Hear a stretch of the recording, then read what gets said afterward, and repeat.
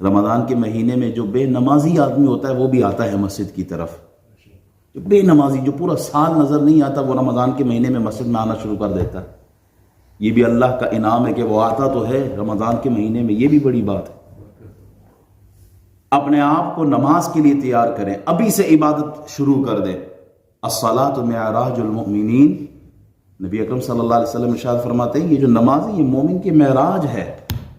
اور پھر ایک اور حدیث رسول اللہ صلی اللہ علیہ وسلم ارشاد فرماتے ہیں اقرب ما یکون العبد وهو ساجد, کہ بندہ مومن اللہ کے انتہائی قریب ہوتا ہے جب وہ سجدے کی حالت میں ہوتا ہے.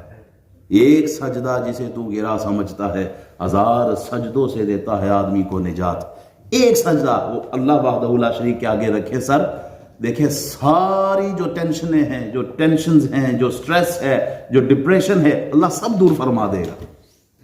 شرط ہے تمہارا آنا اللہ کے حضور.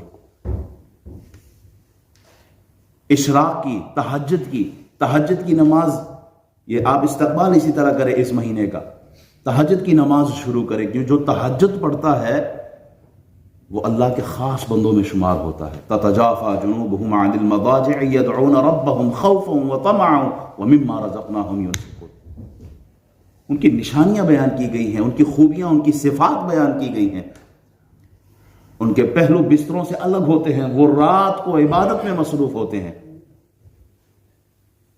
اشراق کی نماز پڑھیں جب سورج طلوع ہو جاتا ہے, جب آپ نے فجر پڑھی ہو, شرط یہی ہے ہاں فجر پڑھی ہو. بعض ایسے بھی پہنچے ہوئے بزرگ ہوتے ہیں, وہ کہتے ہیں جناب آنکھ کھلی 9 بجے, تو ہم نے کہا چلو وہ تو قضا ہو ہی گئی, اشراق ہی پڑھ لیتے.